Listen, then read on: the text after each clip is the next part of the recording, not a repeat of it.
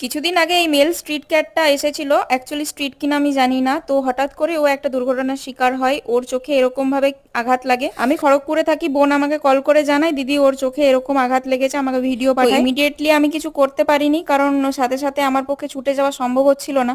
প্রায় 3-4 দিন পর আমি যখন আবার বাঁকুড়াতে গেছিলাম, তখন আমি গিয়ে ওকে এই কাছ থেকে এই ভিডিওটা নিই। চোখটা পুরোটাই ড্যামেজ হয়ে গেছিল, আর ও এতটাই যন্ত্রণায় কাতরাচ্ছিল, চোখ দিয়ে পুজ রস এরকম বেরোচ্ছিল। আমি কিভাবে কি হেল্প করব কিছুই বুঝে উঠতে পারছিলাম না, আমার কোনো অভিজ্ঞতাই নেই, কিন্তু ওইভাবে ফেলে রাখাও সম্ভব হচ্ছিল না, কারণ দেখাই যাচ্ছিল না চোখে, এত কষ্টে ছিল। তারপর আমি ফেসবুকে পোস্ট করি, ওখান থেকে আমি একজন দাদা ভাইয়ের নাম্বার পাই, তিনি আমাকে অনেকটা হেল্প করেন। তারপর একটা শেল্টারে যোগাযোগ করে কোনো রকমে ধরে বেঁধে ওকে ইঞ্জেকশন মাধ্যমে কিছু ওষুধ দিয়েছিল, সেটাও প্রায় ঘন্টাখানে কি তারও বেশি সময় ধরে ধস্তাধস্তির পর, কারণ ও ভীষণ ভয় পাচ্ছিল, আমাদেরকে চেনে না। তারপর যে শেল্টার থেকে এসেছিল ওরা হাল ছেড়ে দেয়, বললো যে আমরা আর কিছু করতে পারছি না, আর আমি কোনো ভালো ভেট কোনো কিছু জোগাড় করতে পারছিলাম না, প্রচুর চেষ্টা করছিলাম চারিদিকে। এমনকি একজন ডাক্তারের সাথে যোগাযোগ করা হয় ফেসবুক থেকে, যে দাদা আমাকে হেল্প করেছিল সেই দাদাই যোগাযোগ করেন।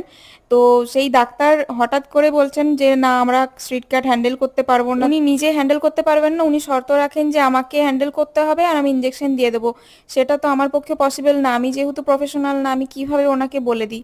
বাঁকুড়ার মতো একটা জায়গাতে দাঁড়িয়ে আজকের দিনেও কোনো হেল্প সেইভাবে পাচ্ছি না। এসব করতে করতে আরো 2টো দিন পেরিয়ে গেছিল।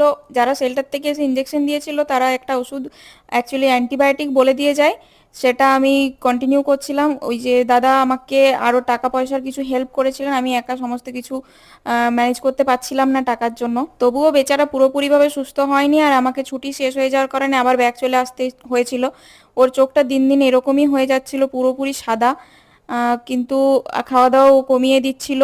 যে ডাক্তারটা আসতে মানা করে দিয়েছিল উনি বললেন যে স্প্রে কিছু বলে দিচ্ছি, সেগুলো দাও, তাহলে হয়তো সেরে যাবে। তো সেটাই আমাকে বাধ্য হয়ে করতে হয়েছিল, সেটার জন্য প্রায় হাজার হাজার টাকা ফুটে গেছে, কিন্তু কোনো লাভ হয়নি আলটিমেটলি। তো আমি বোনকে সমস্ত কিছু ওষুধ বুঝিয়ে দিয়ে পর আবার ব্যাগ চলে আসি, আর আমি এরকম ভাবে আপডেট নিতে থাকছিলাম, কিন্তু বলছে নাকি আরো বেড়ালেরা ওকে মারছে, আবার সেম জিনিসই হয়ে যাচ্ছে ঘুরে ঘুরে। বেচারাটার অবস্থা দিন দিন অনেক বেশি খারাপ হয়ে যাচ্ছিল।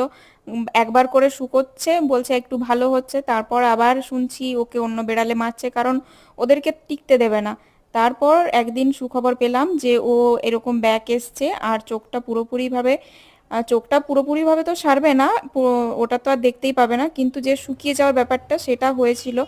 তারপর বুঝতে পারলাম ও হয়তো কারোর বাড়ির পোষা বেড়াল ছিল, যে ভুল করে বা এখানে অনেক ফিমেল ক্যাট থাকে সেজন্য এসছিল, আর সেই জন্যই মারপিটটা হয়ে এই ব্যাপারটা হয়েছিল।